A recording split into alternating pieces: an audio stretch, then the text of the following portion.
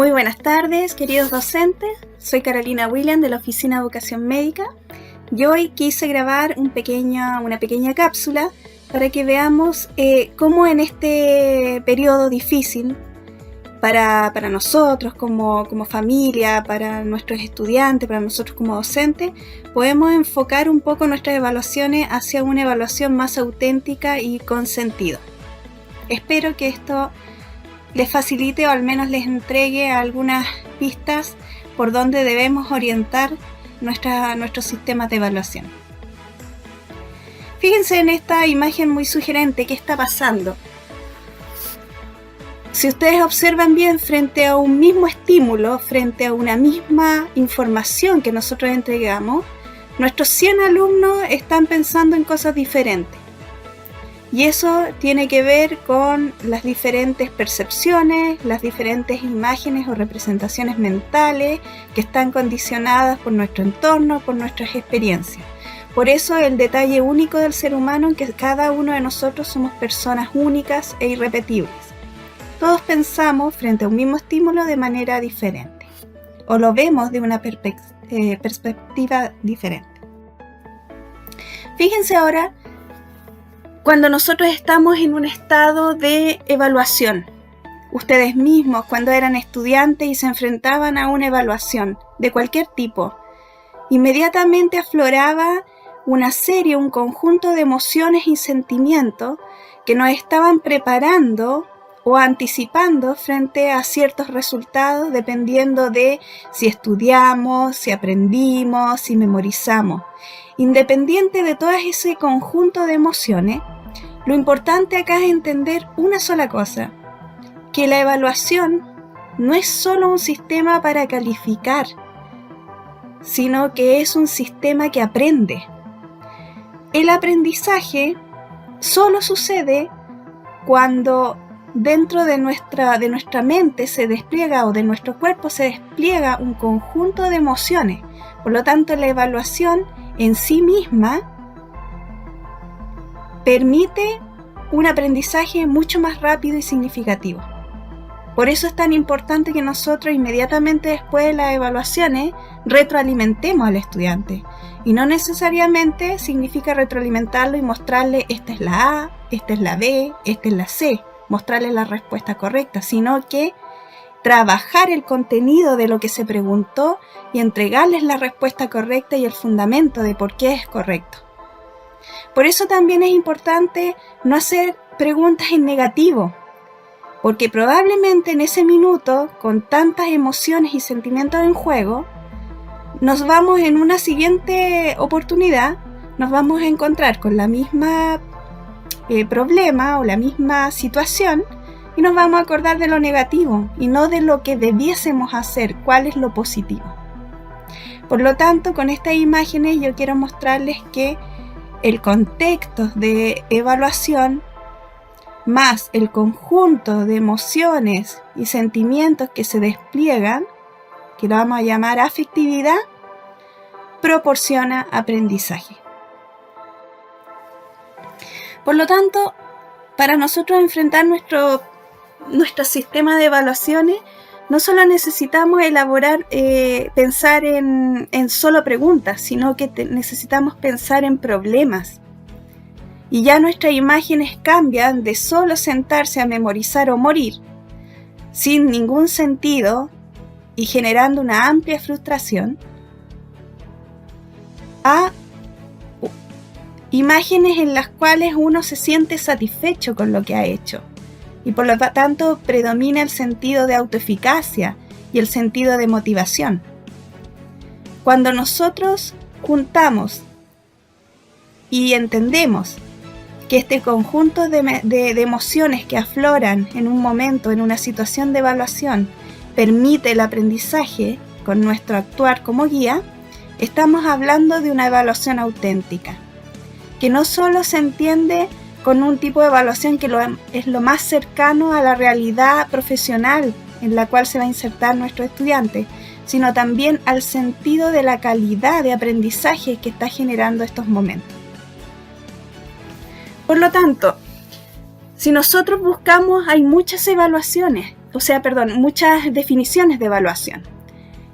La más típica y la más común, la más tradicional, es aquella que la concibe como un proceso dinámico y continuo, que forma parte del proceso educativo y que consiste en recolectar datos mediante instrumentos, analizarlos, emitir juicio valorativo para obtener una información útil para la toma de decisiones. Eso es cierto, siempre nosotros nos hemos enfocado con este tipo de definición.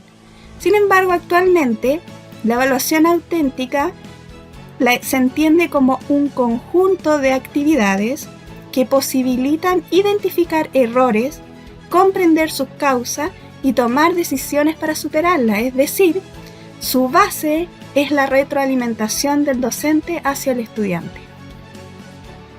Y no solo calificar y colocar una nota como punto final, sino que identificar errores y dar las instancias para que se corrijan.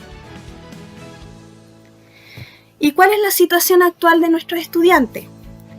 Si bien no se ve muy bien este gráfico, yo se los voy a leer. Fíjense que de casi 700 estudiantes que respondieron esta encuesta, hecha por nuestra universidad, el 69% siente angustia. Fíjense en la pregunta, ¿qué sentimientos han predominado en ti en esta situación de pandemia que estamos viviendo? 69% angustia, 47% soledad o tristeza. El 88% siente estrés o nerviosismo. Un 46% inseguridad, un 39% rabia o impotencia. Imagínense la cantidad de emociones que están jugando en juego, o sea, están en un momento muy crítico nuestros estudiantes. Por lo tanto, si aparte de estar en este sentido de incertidumbre por las familias que hay detrás, por los trabajos que se han perdido, imagínense ahora que los estudiantes, nosotros como docentes, estamos reforzándolo o tratando de imponer un sistema de evaluación tradicional ante una situación no tradicional. Va en contra de todo principio de aprendizaje. No hay quien pueda aprender en estas circunstancias. Por lo tanto, nuestro rol como docente para preparar evaluaciones tiene que cambiar drásticamente, nos guste o no. Acá necesitamos un sistema de evaluación que brinde apoyo y que en el fondo potencie aprendizaje. No es nada más de lo que nosotros como docentes perseguimos. Aquí no importa la nota. ¿Cómo vamos a enfocar nuestras evaluaciones? Uno de los factores importantes en el aprendizaje, ya lo dijimos, es la afectividad. Por lo tanto, para que un estudiante aprenda y se enfrente a los desafíos que le genera el mundo, en este caso todas estas situaciones, tiene que tener y mantener una buena autoestima y autoconcepto en la universidad. Y esto se logra mediante una retroalimentación siempre positiva.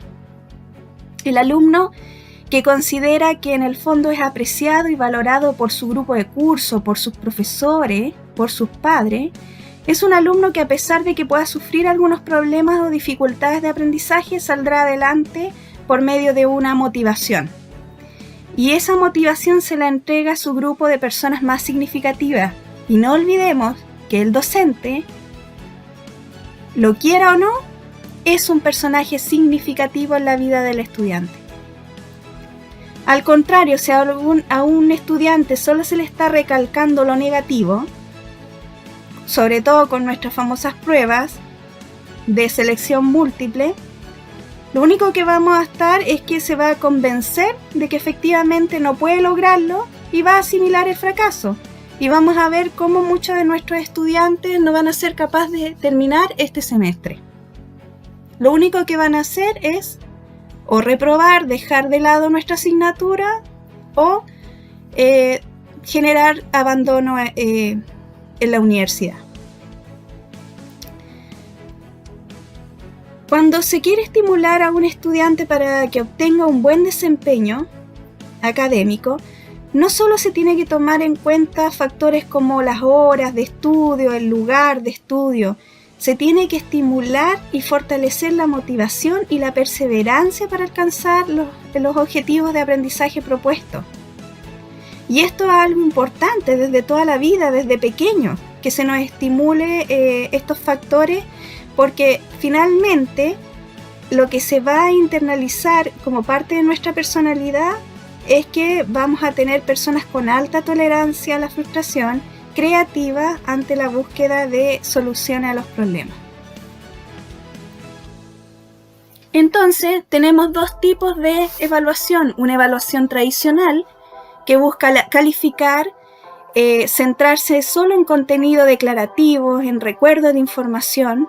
Hay escasa retroalimentación y se centra solo en resultados, solo en la nota final, quién aprueba y quién no aprueba.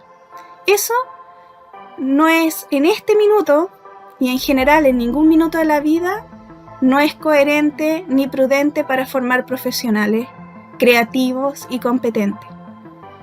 La evaluación auténtica es formativa, busca evaluar los procesos, cómo una persona llegó a un punto cero y a medida que va transcurriendo su carrera se va generando un aumento progresivo de sus competencias. Revisa el sentido de tareas. ¿Cuál es el sentido mío que el estudiante se saque buena nota? El sentido es que aprenda por sobre la nota. Y eso lo lleva, ese sentido de tareas, lleva a generar un tipo de preguntas que tenga que ver con el sentido crítico. Y para eso se tiene que entregar un feedback inmediato, efectivo y positivo.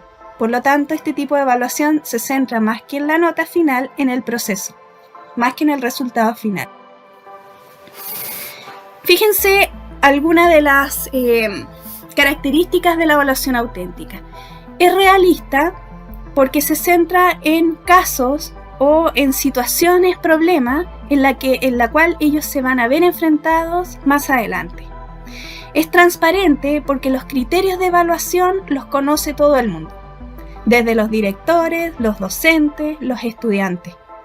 Es social porque en la búsqueda de esa evaluación auténtica uno no trabaja solo, uno trabaja siempre en equipo. Por lo tanto, esta evaluación potencia el interactuar con otras personas, el trabajo en grupo. Es multicriterial porque no solo soy yo el que evalúa, sino que el estudiante y su grupo también evalúa. Y es formativa porque su rol es formar. No es solo evaluar el logro del objetivo final, sino que es educar y formar, ver los avances y poder notar tanto las fortalezas como las debilidades. Y si yo tengo 5 debilidades identificadas, voy a dar un tiempo para que esas debilidades cada vez más vayan disminuyendo. Es progresiva porque va entregando una serie de oportunidades de mejora y se centra en tareas complejas. ¿Y a qué me refiero con tareas complejas? Me refiero a actividades que desarrollen el pensamiento analítico, crítico y creativo para la solución de problemas o toma de decisiones en colaboración con otros. A eso se refiere enfocarse en tareas complejas. ¿Cómo yo lo puedo hacer? A través de las famosas guías de autorregulación. Todavía cuesta entender un poco qué es una guía de autorregulación. Bueno, la guía de autorregulación, a diferencia de una guía de estudio, en la cual la guía de estudio se centra en un tema y luego de ese tema se hacen ciertas preguntas textuales, la guía de autorregulación ocupa el contenido pero en forma secundaria. Es decir, el objetivo de la guía de autorregulación es fortalecer habilidades, tomando un tema de nuestro programa de curso o de programa de asignatura. Por ejemplo, este es un caso clínico que lo desarrolló un docente de posgrado. Ustedes lo pueden ver. Leslie acude a clínica de lactancia derivada por médico con su hijo Julián de 1 mes. Prefiere alimentar a su hijo con leche materna cuando él lo solicita. que es aproximadamente cada 5 horas, ya que está muy dormilón, y agrega que este se alimenta 10 minutos por lado. Además, le da patitos de agua de apio, ya que llora mucho, porque le duele la guatita. Se observan mamas grandes, congestionadas, pezones con grietas superficiales, reflejo eyectolácteo, posición de amamantamiento, sentada, antecedentes del lactante, incremento de peso insuficiente, moja 5 pañales por día, cavidad bucal sana. Bien, ¿qué preguntas hacemos aquí al estudiante? Tenemos dos. La primera, y la que siempre es en la cual nosotros hacemos, es enfocarse directamente en el problema, estimular recuerdo de información. Sin embargo, la opción 2 es utilizar el problema para estimular el razonamiento, el sentido crítico y la fundamentación. Fíjense que aquí la pregunta la orientó el docente como sigue. ¿Qué otras preguntas harías para complementar la anamnesia anterior? ¿Qué necesita observar en la madre y en el niño para complementar su valoración biopsicosocial? Fundamente. ¿Qué indicaciones entregaría para fomentar la lactancia materna? Se fijan que aquí ya no estamos evaluando el qué, el cuál, sino que estamos en el fondo pidiendo fundamentación frente a un caso, un análisis crítico de la situación. Y lo estamos proyectando a lo que este estudiante finalmente se va a ver enfrentado en su rol como profesional de la salud. ¿Qué es lo que tenemos que hacer nosotros? Estimular la creatividad de nuestros estudiantes con preguntas creativas. Fíjense la segunda pregunta de este docente. Les pide planificar un programa para educar al personal administrativo del SOME de un CEFAM en relación a la importancia de la consulta de lactancia materna. Fíjense que ahí está la instrucción de la actividad clara, pero nosotros muchas veces nos quedamos en la instrucción, pero no guiamos la actividad con al menos las consideraciones mínimas que queremos exigirle. Entonces este docente los guía y les dice, bien, el programa educativo debe contener, ¿qué es lo que él pide?